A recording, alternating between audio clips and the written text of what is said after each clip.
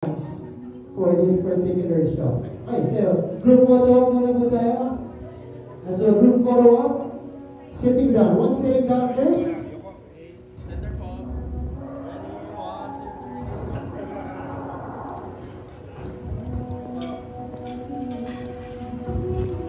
You want one standing up as well? Sige. Sige, one more sitting down for our photographers and then we'll ask them to stand up.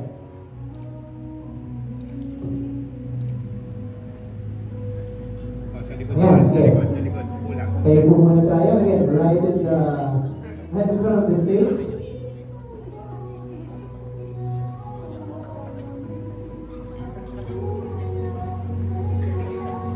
For the head writer, Sir Obed Villela, can you tell us more about the concept of yung time loop and how does it introduce the conflict and yung mga challenges na encounter niyo? Yes, Sir Obed, huwag kayo maniyak. Yan. Yung concept ng ngayon natin, parang 3 months na mga kwento before ng mga signing time. So usually yung sa lead character niya mga like yung ito, so yung basta yung architecture.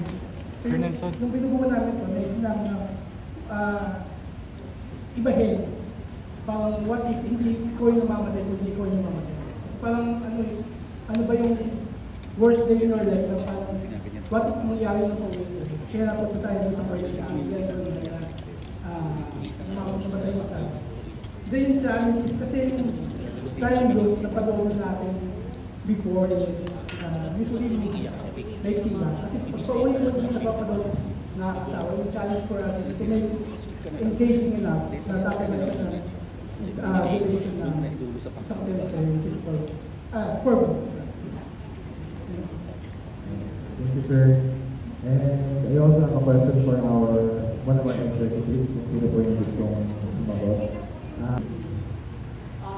When we do the materials, ang ganda ko lang ng chemistry ni Ian and Jen. Para ang-bilis nila keep on screen.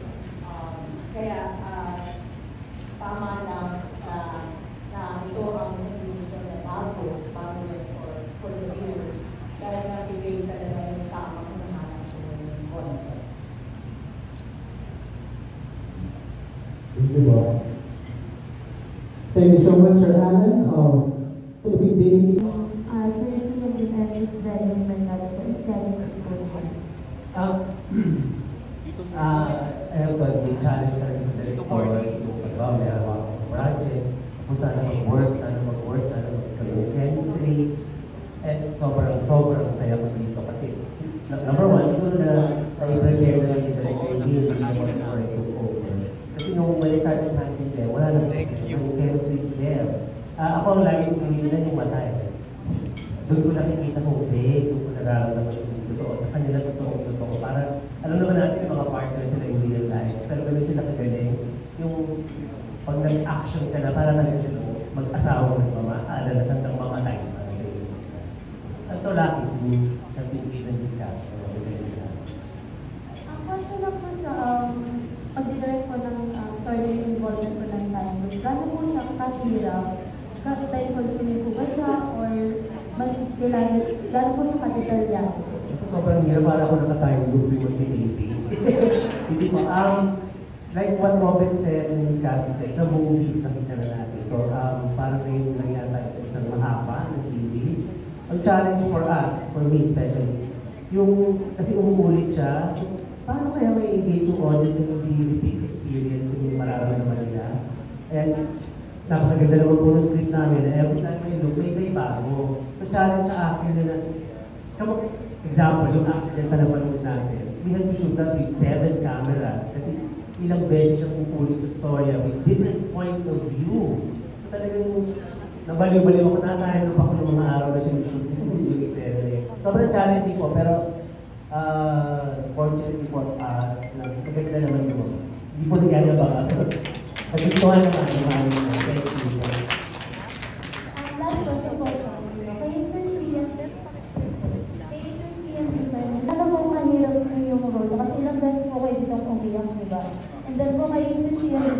Ilang beses po kayo namatay dito, lalo naman po kayo. Kita niyo nung, wala ko yung senang masaya. Umiiyak na. Sabi ko nga pagkatapos ng show, huwag niyo muna ako kausapin ba natulog lang ako. Siyempre napaka-challenging para sa amin. Kasi hindi ko alam kung paano ko siya nagawa. Laking pasasalamat ko na pagkatapos ng mahabang panahon na nagpahinga ako, sila Direk Jerry, yung buong cast, yung buong production, yung buong production talagang nandyan para alalayan ako. Maraming salamat po. Thank you. Thank you for that question po. Bago po lahat, I'd like to greet everyone, all the members of the press. Thank you so much for supporting us, supporting this show. And Ms. Angelica, going back to the question po, it really helped na nandun po yung support ng buong casting po sa amin. Alongside Direk Jerry and Direk Ivy who started the project po. So, and of course, Ms. Jerry, at first, nakakahiya nga po na paano ba namin ito gagawin? Parang hindi naman kami magkakilala sa totoong buhay, paano kami mag-aarte na simula pa lang ng series, nagmamahalan kami ng mag-asama. But everyone was gave good vibes sa set, and nagtatawanan lang kami lahat, and everyone gave us support and environment. So malaking bagay dito. Thank you.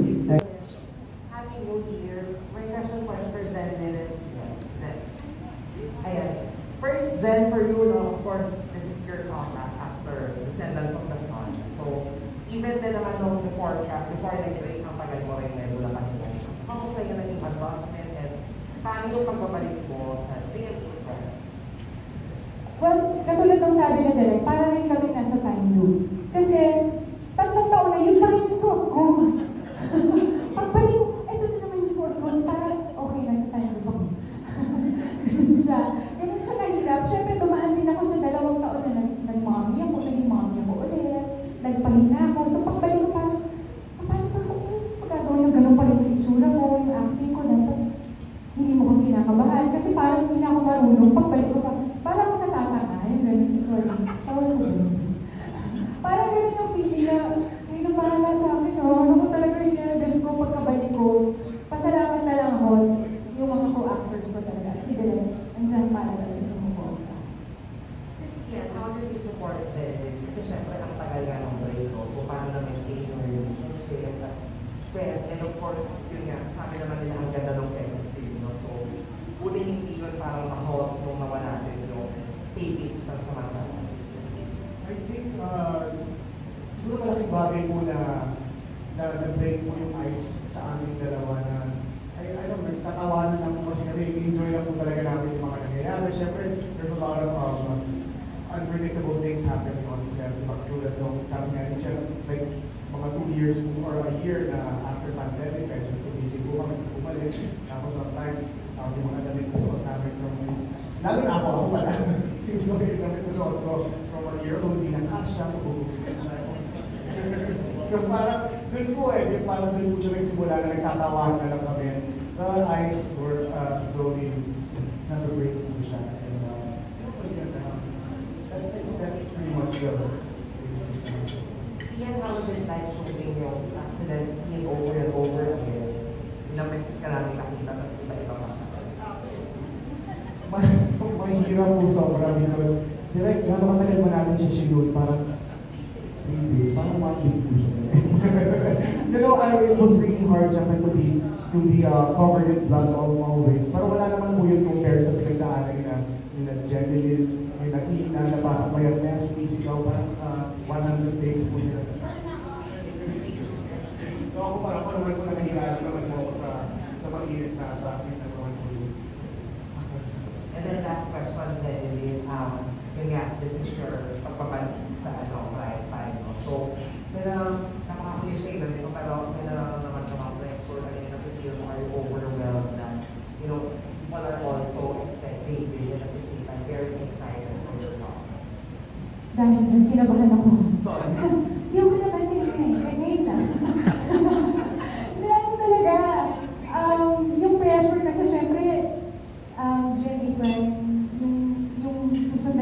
So, syempre kailangan namin ma-reach din yung level na kung ano yun. So, medyo may pressure talaga. Kaya pinagdadasal ko na sana talaga supportahan, kapitan ng mga tao ng show na to kasi pinag-hirapan talaga namin. Thank you so much and happy New Year. Thank you so much. So, paano nyo rin nairapos na parang pati emotions nyo lahat ng ano, parang nakatime loop din?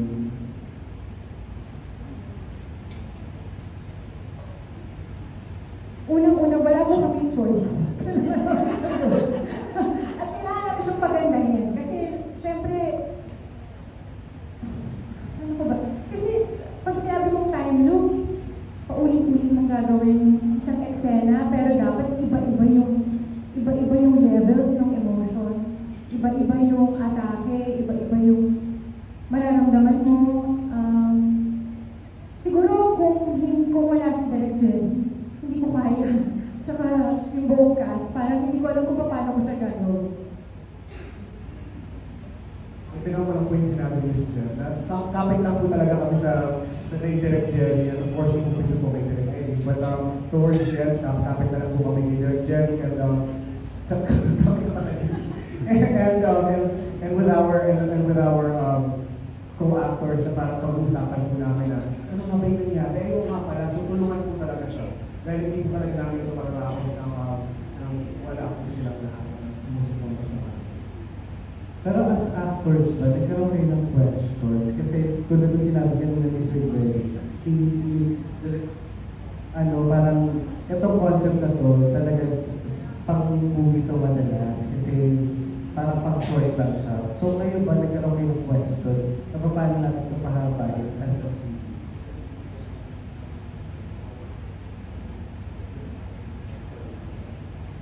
I think marami pong mga instances na parang nagtatanungan po kami amongst each other. Tinatanong namin, tama ko ba yung mga ginagawa natin? Pero I think naniniwala lang po talaga kami sa proyekto na, and we're really excited, we really kept that excitement from the very start. Nung nagsimula po kami mga 3-4 years ago, up until now, pinaniniwalaan po namin yung project, and I think that's what kept us grounded and that's what kept us excited to do our jobs and to give a little extra focus on it.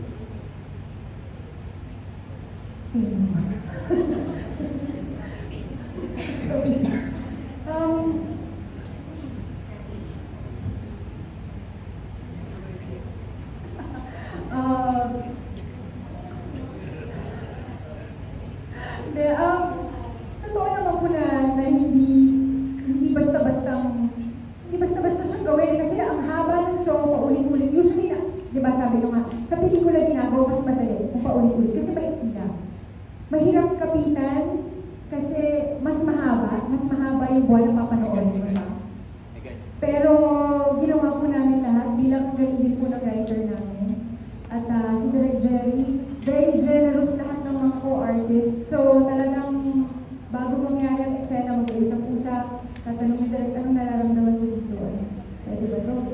So maganda, importante na team talaga kayo.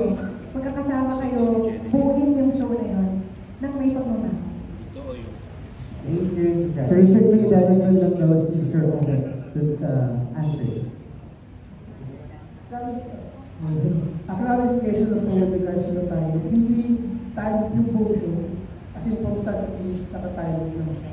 So yung time po sa element lang ng show na sa start ng time. And then mayroong twist sa gitna, mayroong twist ulit sa dulo. So hindi lang siya isang time. Kung magayong dapat na napawin sa hindi yung buong show. Thank you so much, Robin. Thank you. My question is for Sian. Sian, diba? Kasi sunod-sunod na ang serye mo. Ano ba ibang offer sa ilang GMA? Like, in an interview with before na, mo lang gusto mo mag-direct ng serye sa GMA. May gano'n na bang plan for this year? Sana po, nananawakin po this delivery. Thank you for the advance. Happy New Year. I am very grateful. Una po sa lahat, gusto ko lang sabihin na I'm very grateful with GMA. Kasi po, katulad po nitong Love Diary, it was the first show that they offered to me wala po yung hearts. I po ako sa mga sakit. Kumbaga, wala po ako nagkakaroon sa kanila, but they really took the initiative na parang, mas hindi natin sisiyan, maybe okay siya, maybe hindi.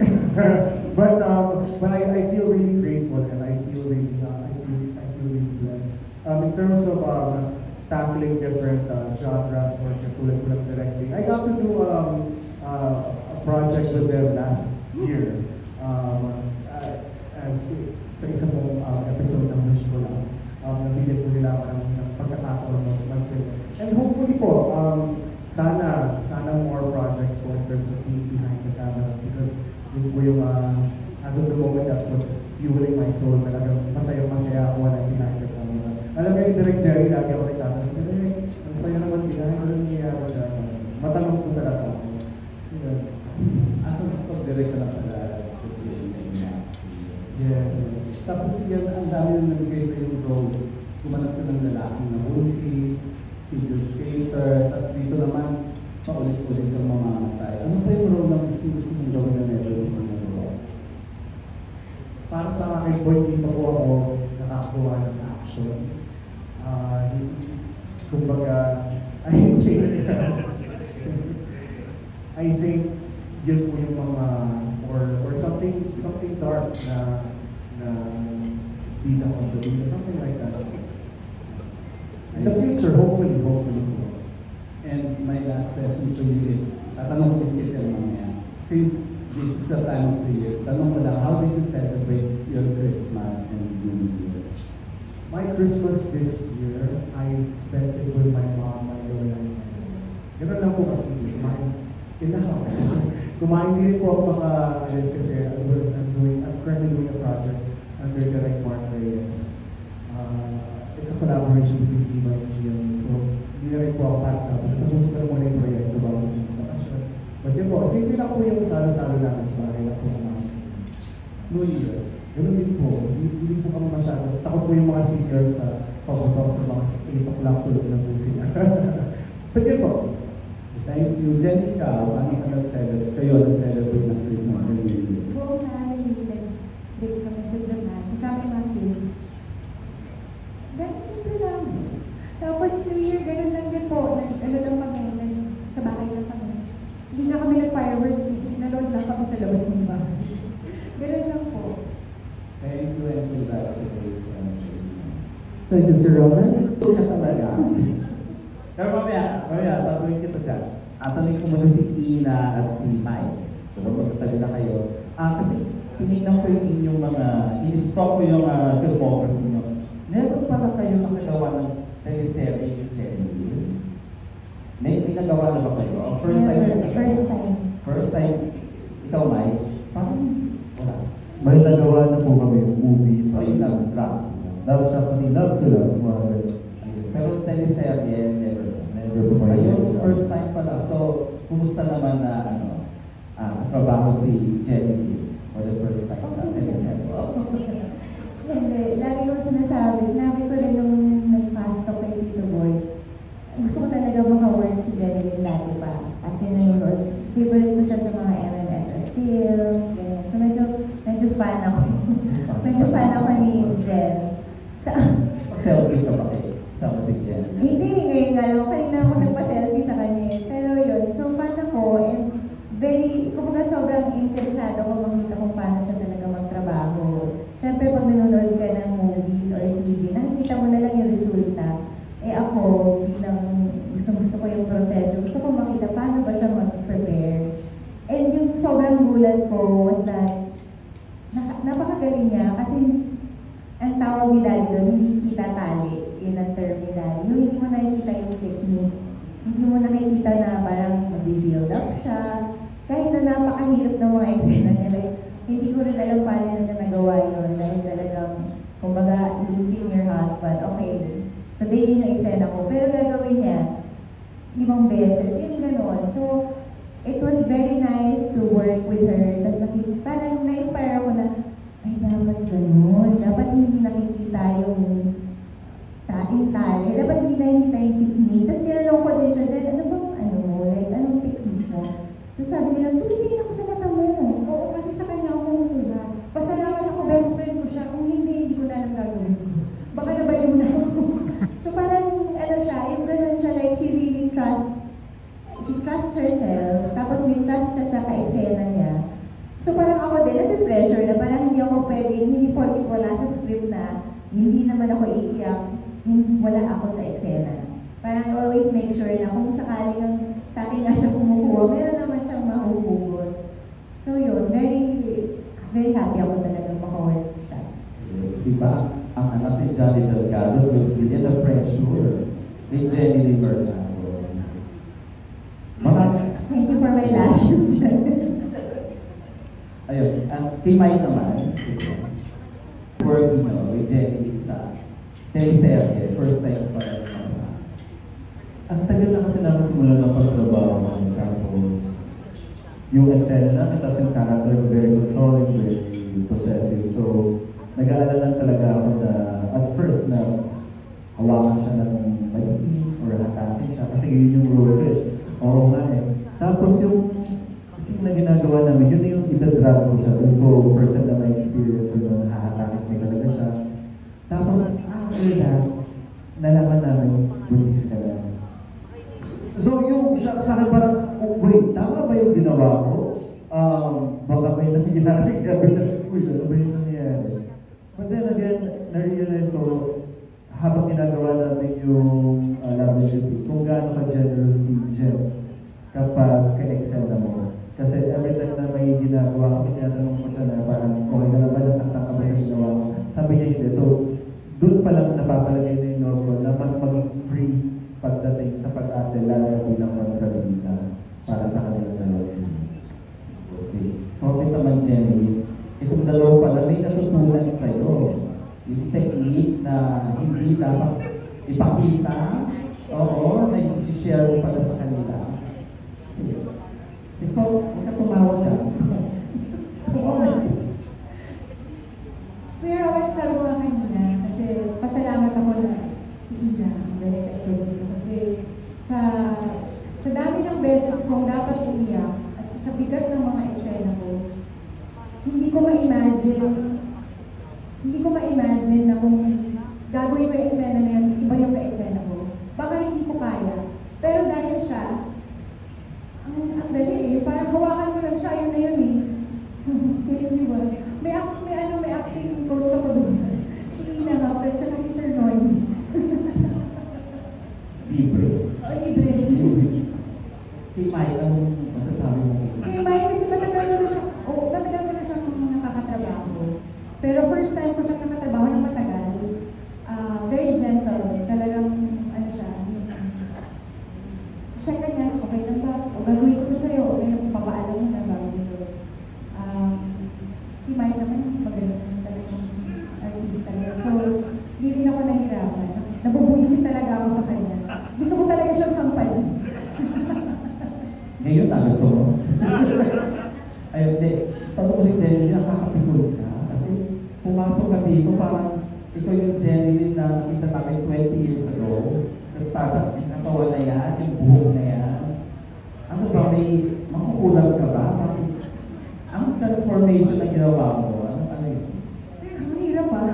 Paano? Nabagay mo na nahirapan ka. Kaya hindi ako nagpo-post ng ilang taon kasi mataba ako noon. So ayun, medyo bumabalik na ulit sa dati. Ba't hindi na ulit lumabas? Diba? Hindi naman madali, lalo na ano na rin ako, medyo may edad na rin ako nang nabuntis ulit. So, ang hirap talaga. Hindi katulad nung ano kay Jazz na parang after a month, okay na ako. Kaya na ulit. Ngayon parang one year na kababay. So, medyo na-pressure na ako na kailangan kong habulin yung katawan ko bago ako magsimula. Anong ginagawa ko nung first time na nag-lock in kami, nung unang team pa, nung unang production pa, kailangan kong habulin yung itsura na yun. So medyo may konti pressure. At nakahabol na lang. Diba? Nakainis ka. Congratulations, everybody. Thank you po. What are the realities and aspects of night viewers that might reflect while following the stories of your character? So, ano yung sense na siguro mga aspeto pwede sila makalilate Ano yung panghaba hindi yan. Medyo complex din yung question. Siguro oo naman. Sorry. Yung pagmamahala ng pamilya, unang-una yung pagmamahala ng pamilya, yung palagi na sumusunod sa mga magulang mo. Pangalawa yung talagang pagmamahal mo sa asawa mo na kahit buhay pa yung kapalit gagawin mo. Ano pa siya? And also, I think yung mga problema rin po na pagdadaanan ng mag-asawa, that's going to be a huge part of the story na, yes, my wife is willing to die for me, she's willing to do everything she can para lang iligtas ako, pero ano nga ba yung kapalit noon? And yung mga troubles that a husband and wife goes through and how they're gonna get over it. Through lang kaya ba? Enough, sapat nga ba ang pagmamahal to keep it from a failure in marriage? Okay. So next question: what other activities that keep you busy these days, aside from, of course, acting? Ano yung pag not shooting days? Ako mamaya ko mag-aalaga ng bata, pero nag-aalaga ng family, workout, pakot-pakot. Tapos babalik na ako sa work. So, may mga,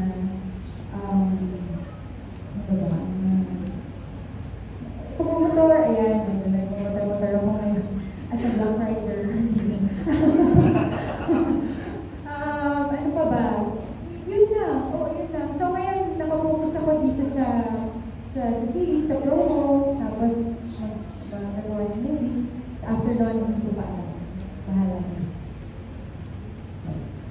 Ako naman po wala nakakatulog ka na series or doing films. I usually try to, I do my best to come up with a script and pitch it to different platforms.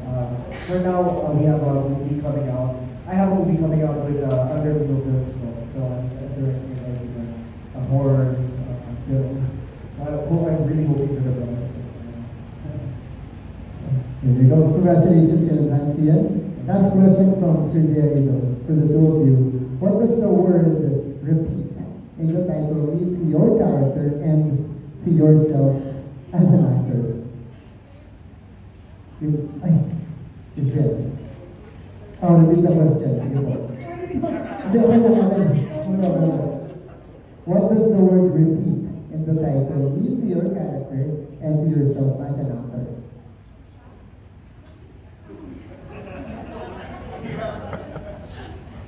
Ang ibig sabihin ng repeat sa character or even as a profession as an actor po, siguro po, first that came to mind is just to keep on working on the craft. You're not, especially po, we're working with established actors like Sir Ronnie, Ms. Lewis this year, and of course Derek Jerry. It's really, if there's one thing na makukuha ko po sa show, you're not gonna get it right away. But you're gonna have to keep on repeating, you have to keep on working on your craft. You're gonna keep on failing so many times in life. But it's all about how you get back up and how you can do it again and again. Para maging perfect po yun. Great answer, Ian. Is Jen? Okay na yun. Medyo mahirap sundan yun, sila na lang. Okay. Thank you. Those are your questions, by the way. Hindi po galing sa akin. Galing kay Sir Jerry Donato. Okay. Last to wrap up our Q&A today, Ms. Jason of CAP. Hi, good afternoon. The question is for Ian and Janine. If you mag-excel sa trailer, like either may banggaan or confrontation na sobrang intense, was there ever a time na during shooting na meron naman yung experience na blooper or unforgettable moment which are mas naging close Tumawa si Miss Sheer at si Miss Malupa kung meron. May kwento. Oo, meron. Hindi kasi okay na, kwento ko. Paikon mo kwento. Yung napanood niyo yung eksena na nasa morgue, si Sian. Okay na ba? Baka ma-offend mo. ako, di ba pag sa morning, yung patay, walang tao rin. Siya walang tao. Nakakumot lang na gano'n. Tapos iiyak ako siya. Hindi ko alam na may kiniti siya sa Tapos, so umiiyak ko, bigay. Tapos, yung patay, sinisigo ko.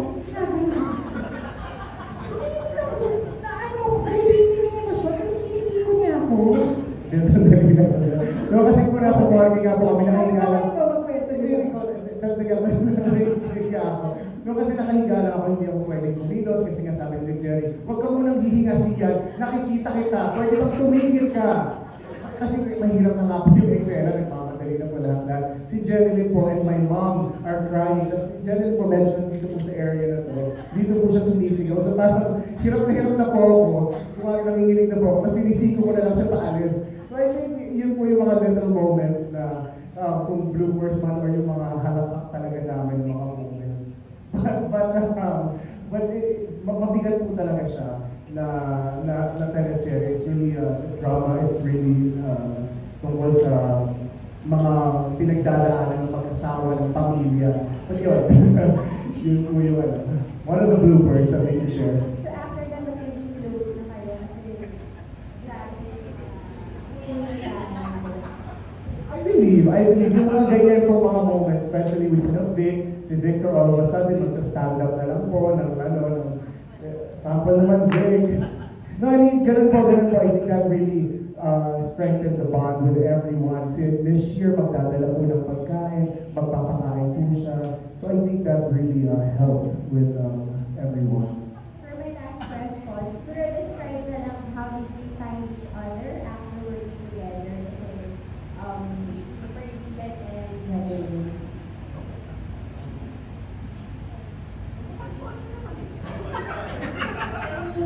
Impressions on each other. Yeah. Like, how do you find Jadelyn as a co-actor? Si Siya naman, madali siyang pagsamahan kasi siya Hindi, madali siya pagsamahan, magaan siya kasi na trabaho, tsaka makwento, so madadala ka talaga. Magiging friends kayo. Ako pa ulit-ulit yung sinasabi sa mga nagtatanong sa akin na fan din po ako, katulad nga sinabi nila na parang fan po ako ni Jerilyn. Nung mga kabataan days ko po, nakikita ko pa yung notebook ng Jerilyn Mercado. So, nakakatuwa lang na parang nung nakita ko sa ikaw yung pinapanood ko noon, paano ako arte sa harapan mo, parang nakakahiya. Hindi man ako na nakakahiya, baka kami, pipicturean po kami backstage. Oo, kanina kami nag-picture sa, pwede ba magpa-picture? Parang gano'n pa. Meron pa pong ilangan, but we're just really enjoying each other's company. And we're just enjoying the little moments that happens on set alongside with everybody else. Na masaya lang po talaga. Despite yung napanood, yung po nag-iyakan behind that is tawanan po at halaka. Siyempre, hindi naman po pwedeng mabigat na yung mga eksena. Ang bibigat niyo pong magkakasama, diba? So, kailangan after nung sipag kayo, masaya naman, tapos mamaya iyak na naman ulit. Congratulations on your project. Thank you so much, Ms. Rachel. And that's a wrap for our Q&A today. Palapakan po natin ang cast. I'll repeat, first the cast, director, some of the members of the creative team are here. Congratulations in advance. We're going to January 15 on GMA Prime. Love. This has been my